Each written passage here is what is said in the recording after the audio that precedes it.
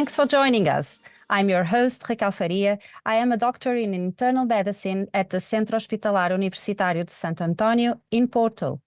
Today, I will be discussing challenging lupus cases with Professors Ronald von Vollenhoven and Murray Urowitz from the Lupus Academy Steering Committee. Murray, Ronald, welcome and thank you so much for joining us today.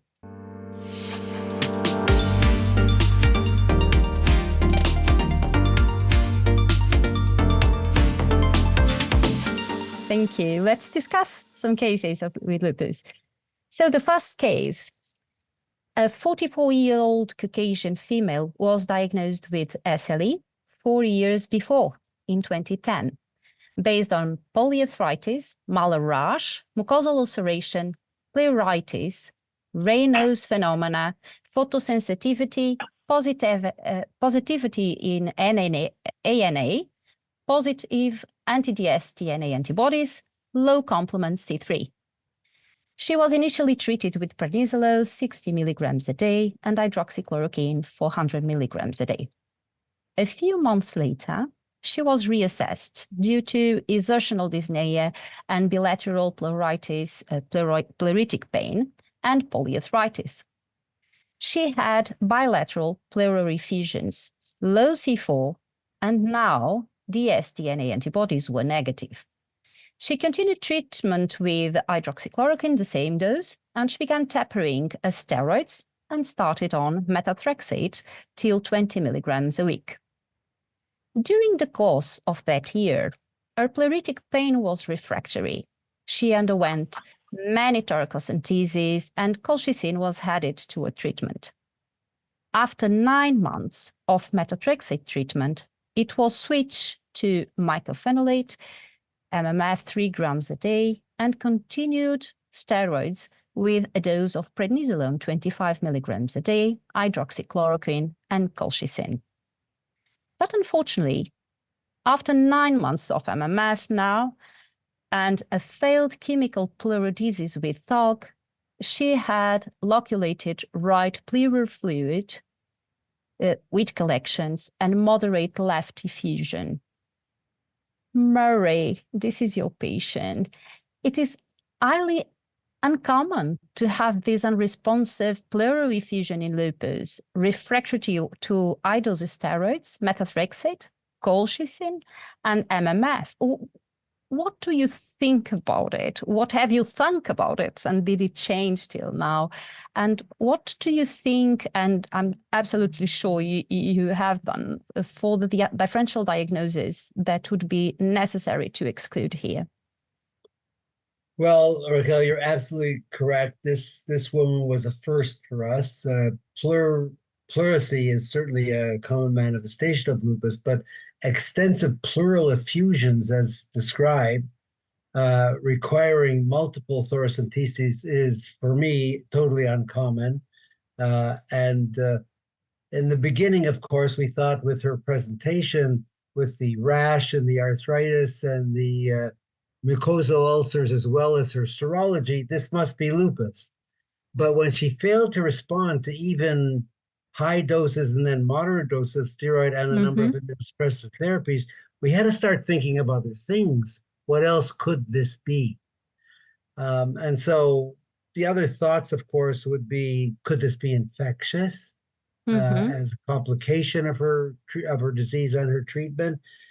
Could it be a malignancy, which is causing this unresponsiveness? Or was it, in fact, inflammatory due to her lupus? And we just haven't yet found the correct therapy. So that was the differential. And yes, it was disconcerting. And so we had to think of other avenues of approach. And even if it was infection or malignancy, we don't know yet if it's going to be or not. It would go wrong with all these immunosuppressives. At least we would expect it to go in the wrong size. So, Ronald, do you have any other ideas on this?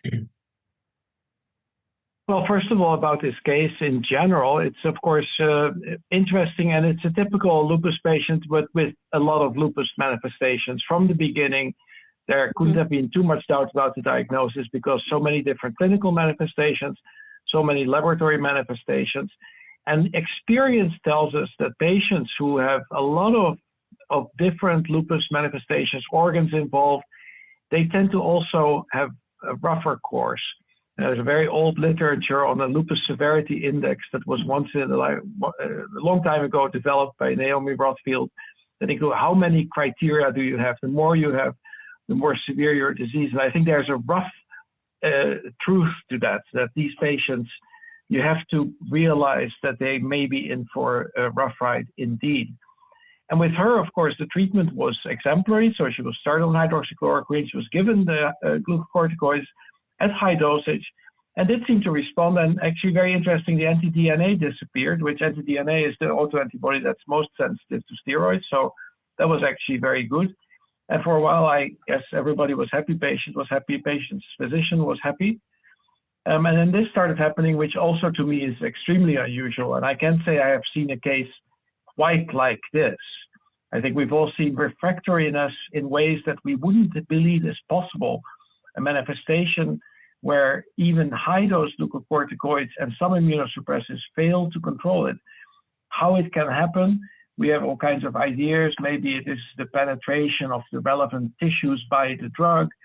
Perhaps there's other things, but of course the clinical challenge is indeed how to rule out infections, malignancies, other causes as we are presented with this case. I think that at this patient stage where we are now in the story, I would have still felt a little bit uncomfortable. I thought to myself, oh my God, are we missing something? The argument that it would have probably gotten worse because of immunosuppression, I'm not sure I believe that, because it did go pretty much as worse as it could be, you know, other than she's still alive. But I think this case, at this point, I would have probably been sometimes lying awake thinking, did I miss some infection? You know, that could have easily happened. And one other thing, Ron, you know, even if the most likely diagnosis is lupus, which I agree, this is an inordinate amount of steroid for her to have over a long period of time. So of course we were all anxious about, you know, how are we going to control this? And first to rule out those other issues that we both talked about, but then again, what are we going to do about the lupus if it ends up being all lupus? So. And at this point, the pleural disease was reassessed. The pleural effusion was characterized again as an exudate. It was negative for multiple bacterial, mycobacterial, and fungus, and a pleural biopsy revealed non-specific chronic inflammation. Of course, there are some infections that are difficult to diagnose on the pleural effusion, but nothing was found. And during the following year, she had persistent refractory serositis, and bilateral chest drains were moving up to 1 liter of pleural fluid per day, which is a lot and may cause also malnutrition about it. And after 15 months of MMF, it was not working MMF, it was switched to cyclophosphamide, 500 milligrams IV pulses in the Urolupus regimen. Soon after, she experienced acute cardiac tamponade, deterioration of pleuritis, and decreasing C3. The pericardial fluid was also an exudate, sterile for multiple bacteria and fungus, and the pericardial biopsy had non-specific chronic inflammation, no infection that was seen on the biopsy or malignancy.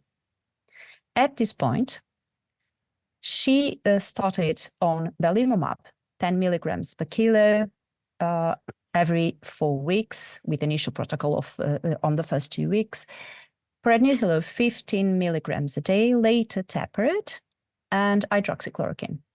And after this, she remained asymptomatic with normal C3 and has small bilateral pleural effusion with no drainage need. Murray. You found it. The patient said, "You're a miracle, doctor." Here she was getting thousands of milliliters of fluid taken out of her body every day, and then it went away. It was dramatic. So when you look back and say, well, what went on here? So notice that she had general immunosuppressive drugs, like aside from hydroxychloroquine, she had methotrexate and then mycophenolate and then cyclophosphamide, which are generic overall immunosuppressive drugs. So now this was around the era when belimumab first came out. She was one of our first patients on belimumab. So he said, let's go for that. If it hadn't been belimumab, we might have chosen even a more specific immunosuppressive such as rituximab, Mm-hmm. So we took this new anti-B cell therapy and said, let's give her a chance at this. And it was dramatic. Now, if you ask me to explain that, I don't have an explanation. Was this a specific B cell disease in her, which belimumab happened to target well? That's all conjecture. But it shut off all the effusions. She remained extremely well. She got down to 5 or 2.5 milligrams of prednisone eventually, and it has never recurred. She's still on belimumab. And do you have this kind of experience in severe serositis, like refractory pleuritis, and belimumab response in your experience, in your cohort? No, I think this may be the first case that had severe serious. Well, I haven't had a case with this severity of pleuritis ever, but I can't remember having started belimumab specifically because of refractory serositis. So, no, this is the total experience. Ronald, do you have experience in refractory serositis that responded to belimumab after failing highly immunosuppressive drugs? I think I would have to start by admitting that I've never had a case quite like this. But of course, many patients have pleurisy, and the problem is not often that it's completely refractory, but the problem that we do see in the clinic, and I think that most of our listeners will see, is patients who need a lot of steroids to control their pleurisy. Mm-hmm. But it will usually respond, and that's what's different about this case. But what it will respond to is 30 milligrams or 40 milligrams of prednisone, and that's just something you cannot sustain. And I think in general, for those patients, immunosuppressives, but including the biological immunosuppressives, primarily belimumab, have been really quite remarkable because they mm-hmm. do permit us to treat the patients with less steroids, sometimes making the steroids something that we can completely stop, but maybe more often that we end up having a low dose. And that's certainly an experience that we've had. I'm not too sure about what happened in this particular case because I wasn't there. And she was given the cyclophosphamide, and cyclophosphamide we often expected to work very quickly. Mm-hmm. Maybe there was some sort of a longer lasting effect and then when it was combined with belimumab, because belimumab targets the B cells, maybe by that time some of the T cell immunity had been sufficiently downgraded so that it was actually possible with that combination to achieve something. I just don't know. I think that it is very gratifying that she did well in the end after having had what is really a very, very difficult time. And indeed, belimumab is sometimes I have made the argument that if a drug is effective at a modest level on average, which I think is fair to say about many of the drugs that we have, including belimumab, it still means that some patients may respond extraordinarily well. Yes. Some patients may have a really huge benefit from that same drug. It's just that it's an average. So there are also patients who don't respond. And if you average it out, you get a modest effect and you think, well, is that what we get? But that's, of course, only the statistic. And the individual patient can have a really, really outstanding result, as in this case. And that's really the research for the future that everybody's working on now is how do you phenotype these patients? How can you tell which patient is going to respond to which therapy? So we're not there. We do it experimentally by either adding them sequentially or in combination, but we do it by guesswork. So let's. No, I mean the tip of. I mean, but I do think that it was a very good choice, Murray, because belimumab has been shown to be more effective in patients who have anti-DNA and low complement. than in patients who do not. So from the get-go, there was a slightly better than average chance that she would benefit from belimumab, and that was borne out. Right. Mm-hmm. So let's move to another case. This second case is a 50-year-old female of East Indian origin who was diagnosed with systemic lupus erythematosus in 2011 based on polyarthritis, malar rash, Raynaud's phenomena, photosensitivity, also pleuritis with pleuritic chest pain, positive ANA, anti-dsDNA, anti-RAW, anti-LA, anti-Smith, and anti-RNP antibodies with low complement. She was started on prednisolone 10 milligrams a day, hydroxychloroquine 400 milligrams a day, and azathioprine 100 milligrams a day. During the next 2 years, while on the same treatment, she had intermittent flares with active arthritis, skin involvement, pleuritic pain, but with no radiological evidence of effusion.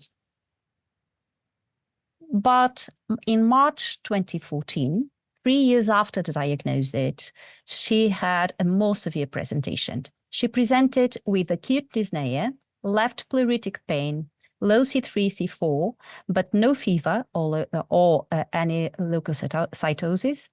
And radiologically, she had a left base atelectasis with elevation of the left hemidiaphragm, and pulmonary function tests showed she had a restrictive pattern. She was treated with 40 milligrams of prednisolone, beta-2 agonists, and she continued hydroxychloroquine and azathioprine, and she got better. The pulmonary function improved, the shrinking lung volume was resolved 2 months later. So, although it was a pleural involvement with the quite similar first presentation of the previous case, Ronald, her pleural involvement did not evolve with refractory effusion, so we've seen it was rare.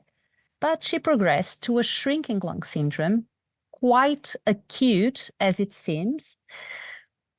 Do you see any kind of an explanation for this?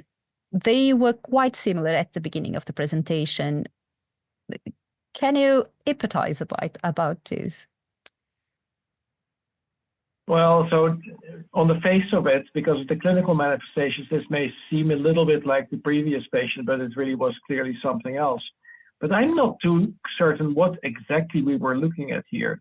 So she obviously, at the point where she got ill again, and she had dyspnea, and the more acute symptoms and pleuritic pain, something was going on in the lung, and it was later felt to be a shrinking lung. But shrinking lung is actually not always so clear. There is some debate in the literature what is going on. In some patients, there is diaphragmatic dysfunction, and that in turn can be due to the muscle itself. So it's an inflammation of the diaphragmatic muscle, a myositis of that muscle, and it doesn't work. And so the lung isn't pulled down. But it could also be a problem with the innervation of the diaphragm. So it could be an inflammation of the nerve that innervates the diaphragm, and it won't work, but for a different reason. And then thirdly, actually, there may be pulmonary conditions where the lung itself cannot expand.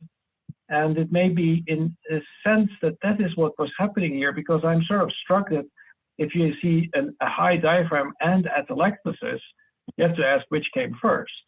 If the atelectasis was pulling up the diaphragm, or the diaphragm was pushing the lung tissue together to form atelectasis, I'm not so sure which one it is. I think clearly when this happened, she had a lot of lupus activity in that region, and it remains a little bit speculative which particular tissue was the most effective, the most affected. And then, of course, she was treated, I think, quite appropriately with high-dose steroids and immunosuppressives. And she had a favorable response, which is, of course, the gratifying part about this case, in contradistinction to the other poor patients who had to go so long. And in this case, I think it was dealt with effectively and also successfully in a reasonable period of time. Thank you. Murray, I do have some questions about this. It was your patient, and Ronald brought up something that me, who I am more young than you, seeing lupus patients, I do find description in our cohort more older patients that had shrinking lung syndrome, but I always struggle with, I don't see so often. So what happened between the lupus patients that were described before immunosuppression, more drugs, and now, why don't I see so many shrinking lung as patients had before 20 years ago? And what do you think? Should we still mention something as having shrinking lung when we don't know what is the mechanism? And what do you think about this patient? What was going on? Well, that's 13 questions, Yeah, I'm so sorry. So you're right. The mechanism, and Ron elucidated them, the mechanisms of the potential mechanisms of shrinking lung are many, and nobody knows the right answer. I must say, in this case, Ron, her diaphragm was elevated before the atelectasis. So the first thing was the diaphragmatic not working well. So what's going on here? It's not clear why the lung is as restricted, and she was significantly restricted, about 60% of somewhere around 60% of predicted value. So she had dyspnea and a lot of problem, and we don't yet know the mechanism of shrinking lung. However, many of the shrinking lungs are very responsive. And maybe that answers your question, Raquel, that we are treating people now earlier and perhaps more aggressively. And so we don't see this evolving as much. Now, here's a woman who was treated only with steroid and hydroxychloroquine.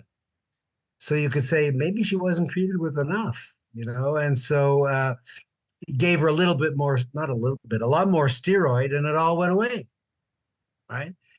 So no, we don't know the mechanism. It's a real thing.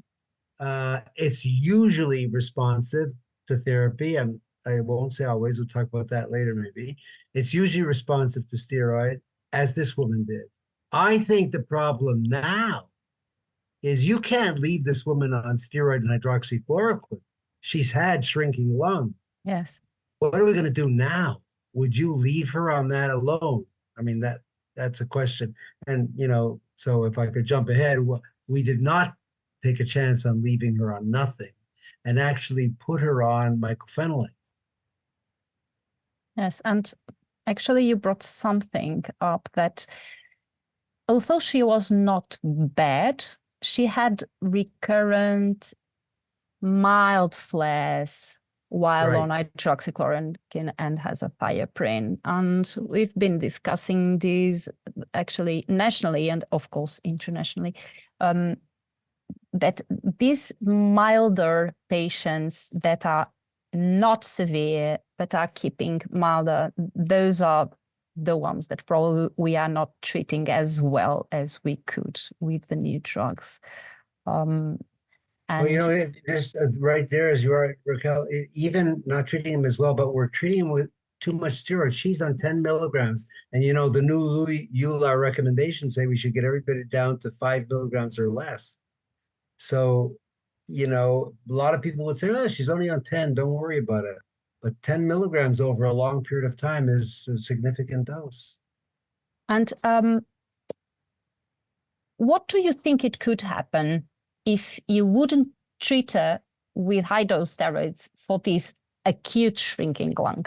In your experience with your cohort, do you have experience of having patients with this high diaphragm with restricted pulmonary function? What can happen after this?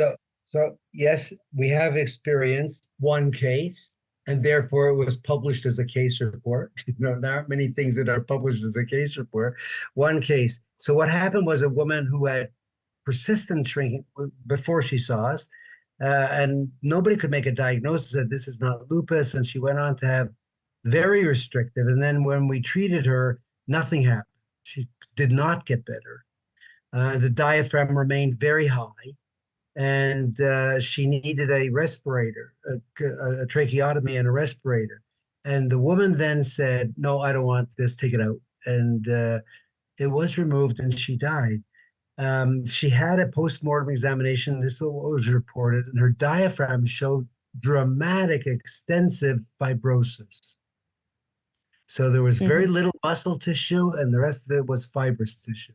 Now, I don't know whether you can make a general statement on that, but it was a very dramatic. We actually paid to publish the color section because it was so dramatic. So what can happen? It's possible you go on to chronic shrunken lung, but it's not common. Most of them, like when you treat them, respond to therapy. So let's move to a final case. And it's a much older patient that is more recent, but she started quite a few years ago with a lupus. So she was 30, a female patient that was diagnosed with lupus in 1971, based on muscle, skeletal, and skin features, pericarditis, Liebman-Sachs endocarditis, and vascular neuropsychiatric involvement. She was treated with steroids for a long time. And in 2002, when she was 61 years old, she had lupus for 31 years old, and due to muscle skeletal involvement with several relapses, hydroxychloroquine was added. 3 years later, she was in complete clinical and serological remission on low-dose steroids and hydroxychloroquine. And although she had no clinical or electromyogram evidence of myopathy, she had chronic elevations of CPK, creatinine kinase, and it was 2 to 3 times the upper limit, normal limit. Murray, you have checked the Toronto Lupus Cohort prevalence of elevated creatinine kinase. Is it common in lupus? What did you find in your cohort? So in our cohort, we, and we'll talk about why we looked at this, but we had noticed that CK was abnormal in a number of patients. And when we checked those patients, there was no reason for the CK. There was no muscle disease or heart disease that we could discern. And when we did a screening, we found that 16% of our patients with lupus have an elevated CK, either for a long period or short periods of time. But in virtually all of them, in 97%, we found nothing. No evidence of heart disease or muscle disease, etc. So we just follow those patients. Okay. Ronald, No, I don't. Well, I agree, and I would say that an isolated laboratory abnormality is rarely cause to start changing treatment. And I found that CK is actually sometimes elevated quite persistently in individuals who really do not have a muscle disease that we can detect, and no complaints, no symptoms. So it's been reported also, strangely enough, with the new class of agents, or relatively new, the JAK inhibitors. This is shown in all the clinical trials with the JAK inhibitors that there is an increase in the CPK, and nobody knows why. So there are these funny things about that particular laboratory marker for muscle metabolism. And I think I would, in the description that you just gave, I think I would feel comfortable ignoring it. But that may be at my peril. I may make a terrible mistake, but that's what, in practice, I think I would do. Thank you. So in 2014, she was now 74 years old, and she has a diagnosis of lupus for 44 years. She presented with acute heart failure, with shortness of breath, autopnea, and peripheral edema. The EKG showed a new right bundle block and left anterior fascicular hemiblock.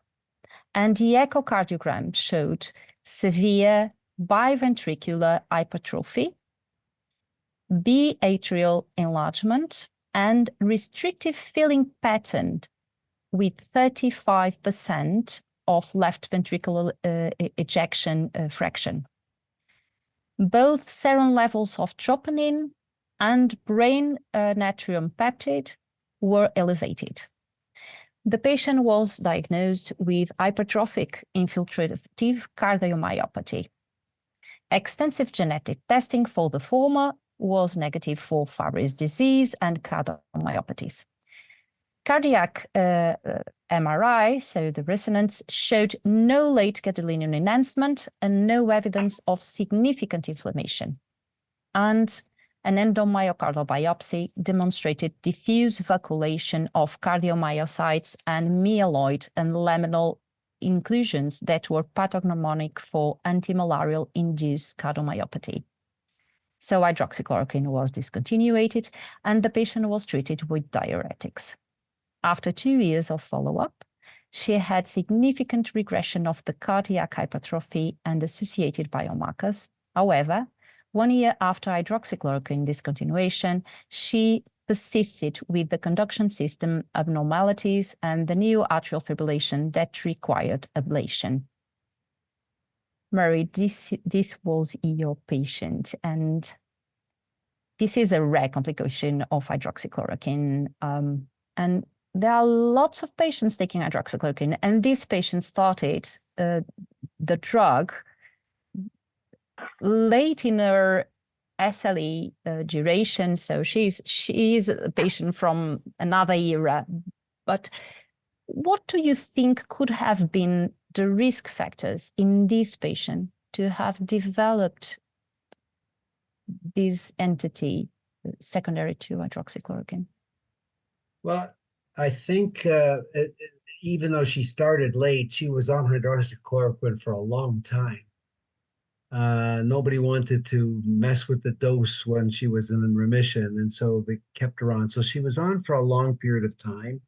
She did have an elevated CK at some point, and again, with no evidence of muscle disease.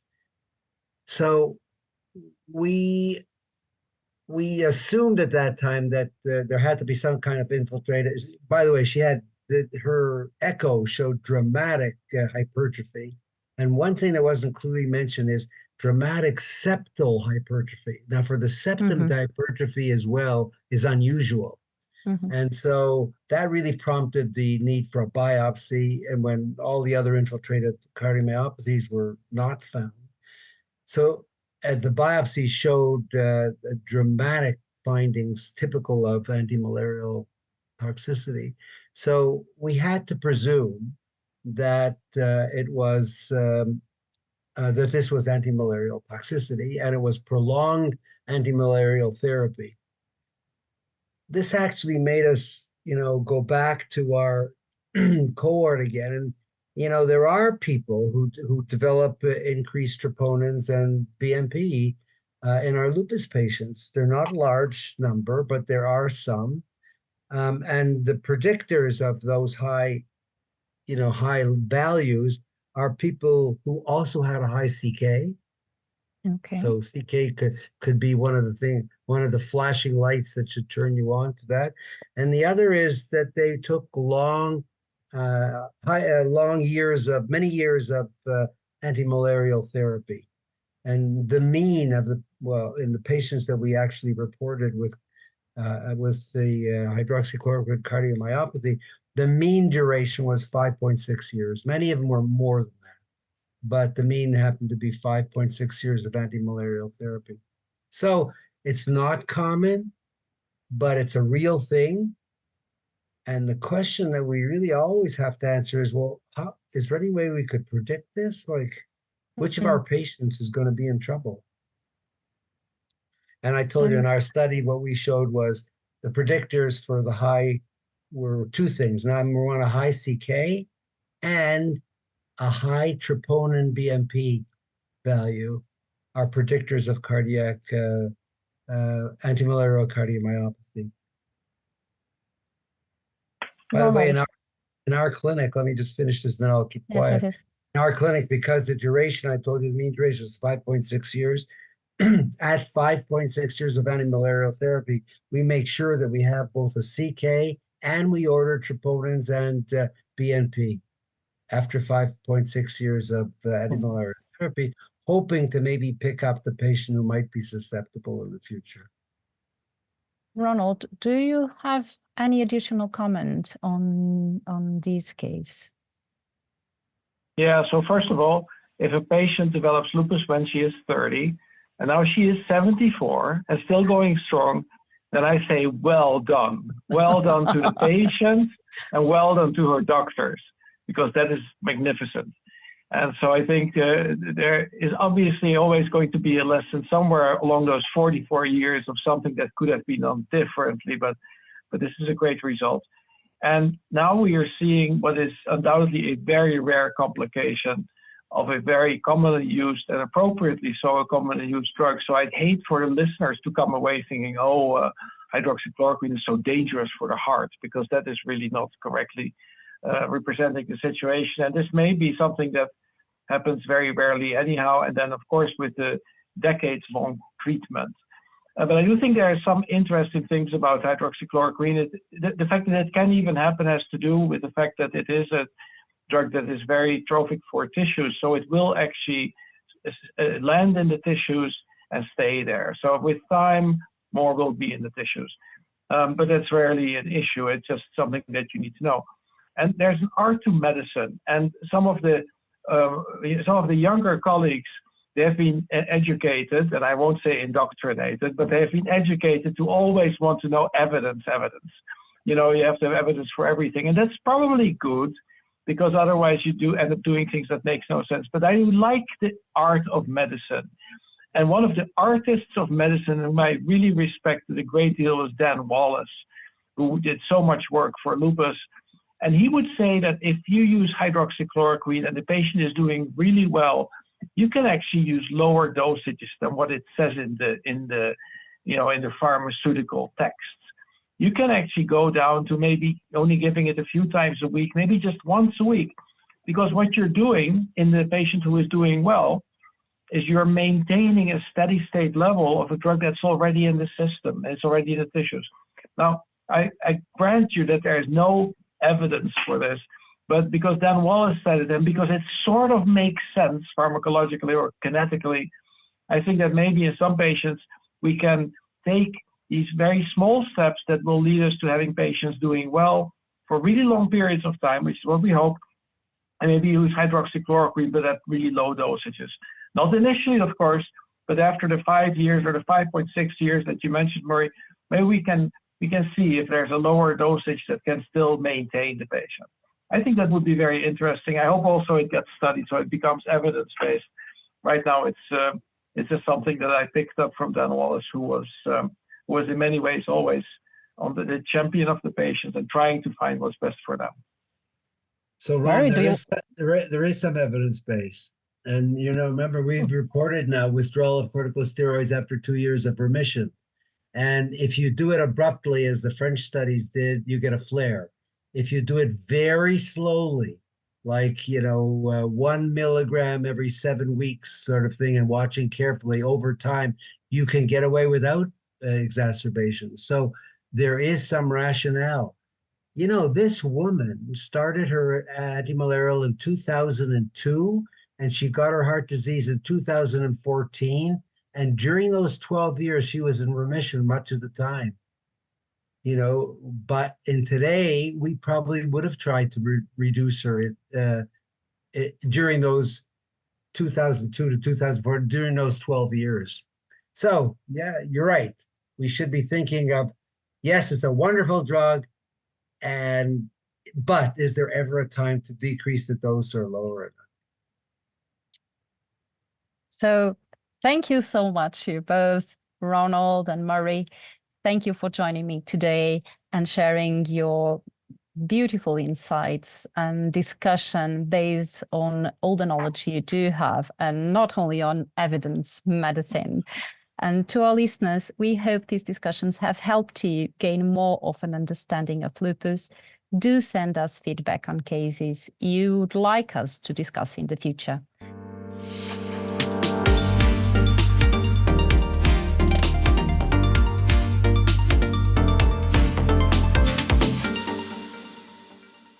Thank you so much for listening. We hope you enjoyed this podcast. Please leave us a review, which will really help us in reaching as many of your colleagues as possible around the world. Join us again next time.